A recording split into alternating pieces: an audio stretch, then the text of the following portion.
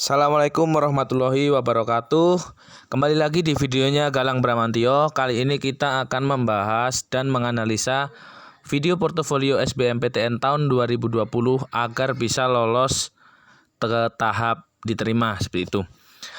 Sebelum menonton video ini selanjutnya, kalian jangan lupa juga untuk subscribe channel saya yang belum subscribe tentunya. Untuk yang belum nyalakan tombol notifikasinya juga jangan lupa untuk nyalakan tombol notifikasinya agar kalian terus mendapatkan video-video informatif dari saya untuk kedepannya. Oke, sebelum kita membahas, saya ingin sedikit menceritakan tentang awal mula video portofolio SBMPTN. Jadi sebelum adanya video portofolio SBMPTN ini, dulu tes keterampilan fisik itu dilakukan di kampus tes, misalnya tesnya di Jogja, kemudian melakukan tes keterampilannya itu di kampusnya. Kemudian kalau pilihannya biasanya di Semarang, itu juga bisa di Semarang ataupun di Jakarta, kemudian di Bandung dan di kota-kota lainnya.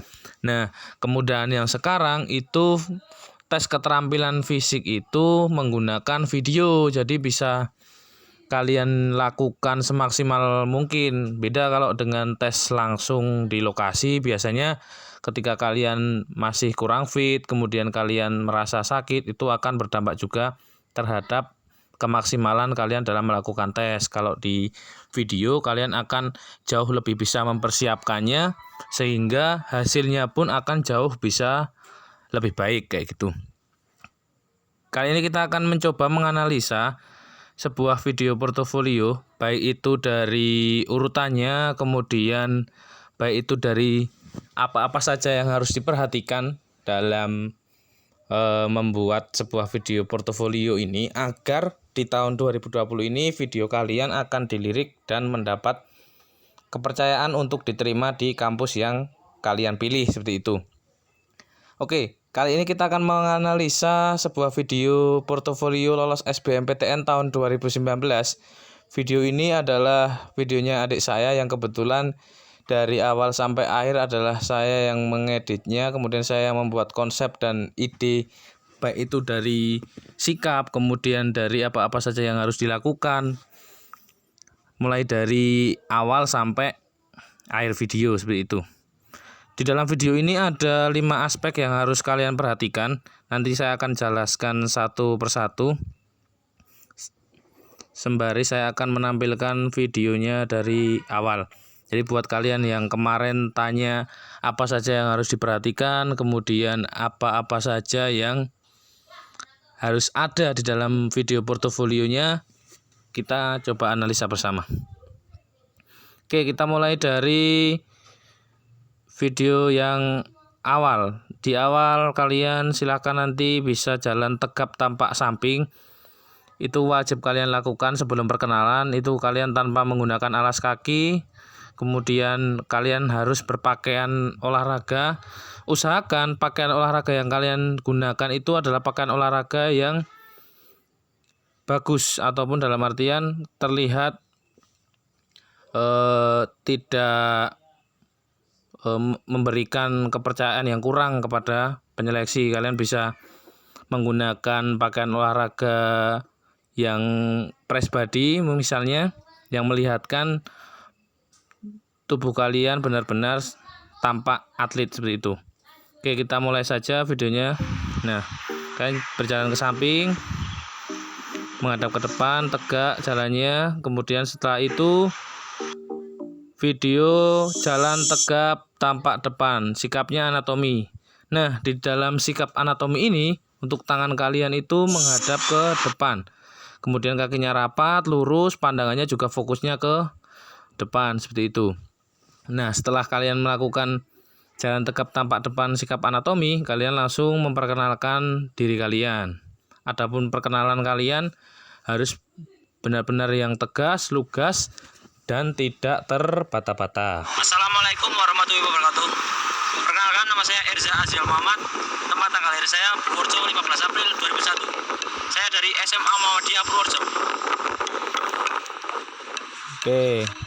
Nah, untuk urutan yang pertama dalam video portofolionya ini adalah lempar tangkap bola. Nah, dari kemarin banyak sekali yang menanyakan lakban hitam di saat lempar tangkap bola itu tujuannya untuk apa. Jadi tujuan dari lakban hitam ini adalah untuk memberikan tanda sebuah pembatas ataupun kotakan di dinding ataupun di pembatas yang lainnya untuk lempar tangkap bola ini. Jadi saran saya untuk kalian untuk melakukan lempar tangkap bola ini, kalian siapkan bola semaksimal mungkin, jangan hanya satu, bisa 3, 4 ataupun 5, sehingga ketika nanti bolanya jatuh kalian masih punya bola cadangan untuk mengantisipasi terlalu lamanya kalian dalam pergantian bolanya kayak gitu. Jadi ketika kalian banyak bola, kalian akan tidak kehilangan waktu karena waktu akan terus berjalan. Jadi kalian maksimal bisa mendapatkan hasil yang bagus dalam 30 detik tersebut, seperti itu. Kemudian yang selanjutnya kalian perhatikan juga posisi tubuh kalian. Untuk posisi tubuh kalian, usahakan posisi kakinya adalah kuda-kuda, kemudian pandangannya adalah memandang dinding, dan fokus tangannya juga siap untuk menerima ataupun melempar bolanya kayak gitu. Jangan kalian gunakan posisi tubuh yang lurus ataupun tegak, karena ini juga nanti akan berpengaruh terhadap proses seleksinya. Oke, lihat dulu terus. Oke, mantap. Ya. Nah, lakukan semaksimal mungkin. Jangan sampai keluar dari batas lakban. Nah, ukurannya sudah ada di panduan juga. Nah, untuk yang kedua ini adalah tes keterampilan Illinois Agility Run Test, di mana kalian akan dilihat kelincahan, kemudian kecepatannya juga. Kalian bisa menyiapkan beberapa kun di rumput bisa, ataupun di landasan yang lantai ataupun cor kasar bisa cor. Tetapi yang harus diperhatikan oleh kalian adalah untuk masalah alas kaki yang kalian akan gunakan. Untuk sepatu yang kalian gunakan, kalian harus sesuaikan juga di lapangan yang kalian melakukan Illinois Agility Run Test ini. Kalau kalian gunakan di rumput, kalian harus sesuaikan juga sepatunya agar tidak terpleset karena masalah sepatu licin. Kemudian kalau di kasar juga sama, jangan cari sepatu yang tidak nyaman untuk digunakan di tempat yang kasar, seperti itu. Kemudian kalian harus melakukan ini secepat mungkin, karena yang akan diambil di sini adalah berapa detik kalian sanggup untuk sampai di garis finish dari mulai kalian berlari. Oke, lihat. Nah, ya. Ini kalian harus lakukan dengan maksimal. Jadi harus dari posisi kakinya kalian harus benar-benar fit. Yang ketiga adalah vertical jump. Kalian nanti akan melompat menyamping. Jadi kemarin ada yang tanya juga, ketika tidak ada papan vertical jumpnya itu bisa menggunakan apa? Kalian bisa menandainya dengan misalnya meteran. Ini pakainya meteran atau pakai isolasi tapi yang sudah diukur kayak gitu. Nah, yang harus kalian lakukan pertama kali adalah kalian mengukur tinggi normal ketika kalian belum melompat. Itu kalian ukur terlebih dahulu. Kemudian kalian ukur juga hasil 3 kali lompatan saat vertical jump. Nah, dari 3 kali lompatan saat vertical jump itu nanti kalian ambil rata-rata, dan kemudian setelah kalian ambil rata-rata, maka hasilnya adalah hasil lompatan rata-rata tersebut dikurangi dengan hasil awal sebelum kalian melompat. Nah, itu hasilnya yang akan dicatat dan dimasukkan ke dalam borang isian tes keterampilan kayak gitu. Untuk videonya kalian buat sebaik mungkin seperti ini. Nah, kalian nanti lompat. Nah, seperti itu. Dan kemudian yang keempat. Yang keempat ini adalah lari 1600 meter. Untuk lari 1600 meter ini tidak harus kalian ambil video dari awal sampai akhir, karena itu nanti akan sangat lama, 4 sampai 6 menitan. Kalian ambil video di startnya saja, kemudian di pertengahan, kemudian dilanjut dengan di akhir. Nah, kalau sudah keempat, yang terakhir itu adalah yang baru, adalah refleksi diri. Kalian bisa merefleksikan diri kalian sesuai dengan prestasi yang kalian miliki. Misal kalian futsal, silakan tampilkan kemampuan ataupun skill kalian di futsal. Kemudian pencaksilat juga sama, renang sama. Kemudian olahraga bola kecil juga sama, misalnya badminton, kemudian tenis meja ataupun yang lainnya, atau misalkan senam juga bisa kalian lakukan juga senam. Nah, di dalam refleksi diri ini kalian sebisa mungkin memberikan sebuah video yang bisa meyakinkan kalau kalian ini benar-benar berprestasi.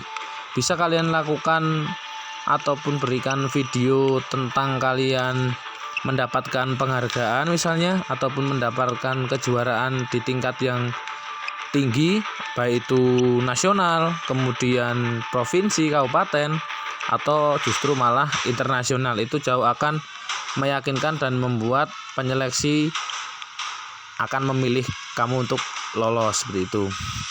Nah, kemudian aspek penting lain selain urutan yang dari 1 sampai 5 ini adalah kreativitas ataupun ide dan konsep video yang kalian kirimkan ke SBMPTN tahun 2020. Jadi video portofolio ini juga nanti akan dinilai kreativitasnya, sebagai mana isi dari videonya. Kalian juga bisa kreativitas videonya, bisa dari pengambilan gambarnya, kemudian cara kalian menuangkan isi dalam videonya, sehingga aspek tersebut bisa menjadi bahan pertimbangan juga untuk kelolosan, seperti itu. Nah, mungkin analisa dari saya seperti itu. Hal yang paling penting adalah terkait dengan gestur-gestur kalian saat melakukan tes, itu harus diperhatikan. Jangan asal kalian melakukan tes keterampilan ini dengan tanpa dasar. Misalnya kalian lempar tangkapnya, posisi tubuhnya tidak diperhatikan, kemudian saat lari juga posisi badannya tidak diperhatikan, karena para penyeleksi akan melihat sejauh mana kalian benar-benar serius dalam berbagai aspek dalam kalian melakukan tes keterampilan tersebut. Dan yang paling penting lagi adalah hasil dari tes tersebut itu sangat memuaskan. Misalnya larinya juga dengan waktu yang baik, kemudian melempar tangkap bolanya juga dengan hasil capaian yang banyak, kemudian di vertikal jamnya juga mempunyai selisih yang tinggi, seperti itu. Mungkin video analisa terkait portofolio SBMPTN tahun 2020 cukup sekian. Bagi yang menanyakan untuk masalah guru yang mendampingi itu bisa dari sekolah lain atau tidak, itu bisa dilakukan dan didampingi oleh guru dari sekolah lain. Yang jelas yang mendampingi adalah guru olahraga bersertifikat guru. Nah, bisa juga kalian meminta izin dengan guru kalian untuk melakukannya sendiri, tetapi tetap atas pengetahuan guru olahraga yang bersertifikat tersebut, seperti itu. Semoga video ini bermanfaat dan semoga kalian lolos dan diterima di SBM tahun 2020, SBMPTN tahun 2020 ini, dan sehingga kalian bisa mengembangkan kemampuan olahraga kalian di kampus yang kalian cita-citakan. Cukup sekian video dari saya. Apabila ada pertanyaan silakan tanyakan di kolom komentar. Apabila ada yang ingin ditanyakan lebih mendalam juga bisa ke Instagram saya @galbramantio, dan jangan lupa sebarkan video ini kalau dirasa video ini sangat bermanfaat. Dan terima kasih sudah menonton videonya. Terima kasih. Wassalamualaikum warahmatullahi wabarakatuh. Salam olahraga, salam pendidikan.